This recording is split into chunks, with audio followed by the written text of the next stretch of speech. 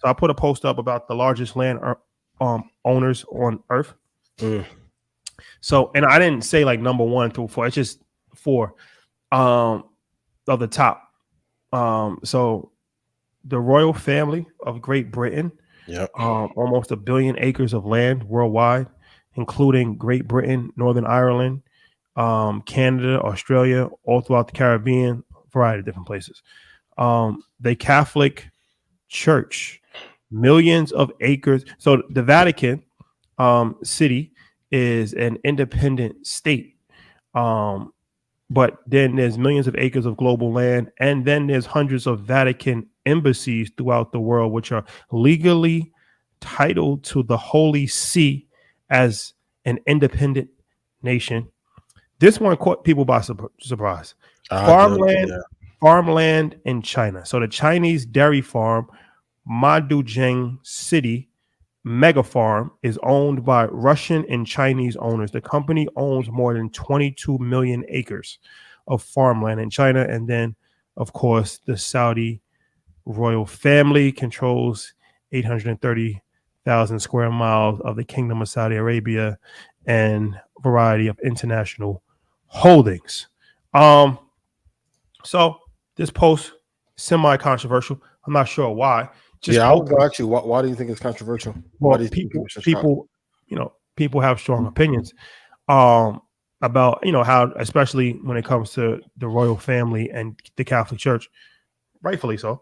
But I didn't give an opinion. It wasn't an opinion-based post. It wasn't saying like you should aspire to be these people, or this is what it is. Like, what I mean? I'm not saying that they got it the right way, that they deserve it. That's another conversation for another day. Just the fact of these are the people that own the most land in the world. And then there's other people too. McDonald's owns a lot of land. The Mormon Church owns a lot of land. I was gonna say the Gates Foundation. Yeah. So these aren't just there's more people, but this is just a couple. But it's just interesting because a lot of times people don't necessarily think about different entities that, when you just see different things, you see churches, like when Ray Kroc was like, McDonald's is not a burger company, it's a real estate company, right? Yep. And it's like, all right, well, now the Catholic Church, it's a real estate company. Not to say that it's obviously a religious organization, but it owns more real estate than almost anybody in the world, right? This is done intentionally. So it's just the interesting perspective on, just looking at things differently. Because now when you see, the Church of Notre Dame, or you see, the cathedral on Fifth Avenue, it's good architecture, and you see people going there for Easter. But then it's like, well, how much is this building actually worth? Mm-hmm. Mm-hmm.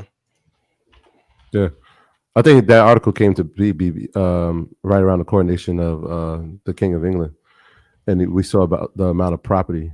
I think it was over some billions of dollars in property, and we're like, well, where are the estates? And then you look at what these estates are worth.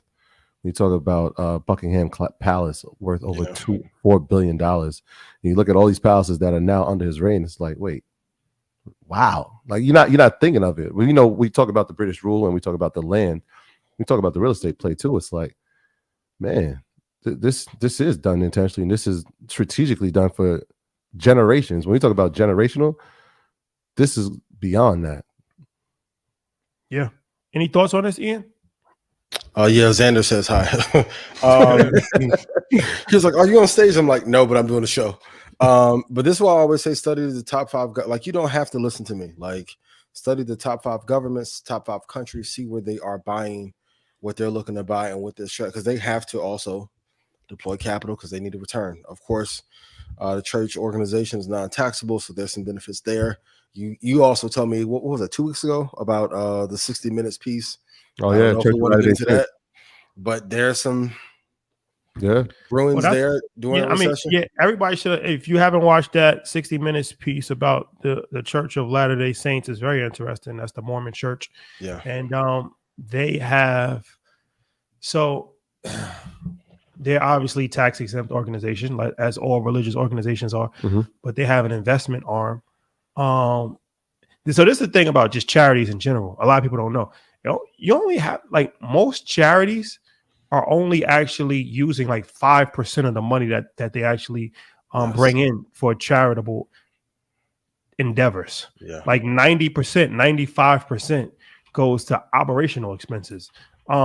But they have a huge investment arm over probably, I think, over like $100 billion that, from excess of tides, like left over, that they actually are investing. So it was a whistleblower because this guy used to work on Wall Street, and then he started managing the funds for the church. And like I said, it was like $100 million, something like that, the investment fund. So he whistle blew the situation, because he was saying that they were using the money for-profit organization. They were using the money for for-profit gains. So they was like buying buildings. They was putting money into companies, different things of that nature. So he was saying like he felt it was just a conflict of interest that they were using donations for church, and they don't, it's tax exempt on a nonprofit side. They don't have to really report too much information. Yeah. So and then they were buying for-profit entities. Right. So the numbers were, they received $7 billion in contributions from 17 million members. They have $1 billion. So we said $1 billion in a reserve fund from Tides that go into the nonprofit. The name of the nonprofit was Eastside Peak. If you watch the segment, you can follow this along, which allows it to grow tax-free. So that money has grown. That money that was in that fund has grown to $100 billion. It's $100 billion. Yeah, it's a hell of a building fund. $100 billion. What have they done with it? Like Shadi said, they bought them all. They bought them all, and they bought an insurance company. Two things that they. The second was a great investment. The premiums on an insurance company is a great investment. But that's why I say study. Like even with that, when you're looking at a stock, please write this down. You want to see what the institutional ownership is. Like even if you're investing, like say real estate in a city, you want to make sure capital from bigger players are going there first. So as a retail investor, that you're safe. It's unfortunate, but they lobby to make these rules so that they can build these kind of funds and then keep the profit for themselves. Yeah, it's a whole elaborate thing. So like under the SEC rules, right? Any fund that has made over 100 million must report filings, and so they've responded by creating shell companies. So the game is the game. The game is the game. Yep. Yeah. Well, there you have it, ladies and gentlemen. My graduates from my school being Forbes, bag drop. Bag drop. A mic drop, bag drop. Bag drop.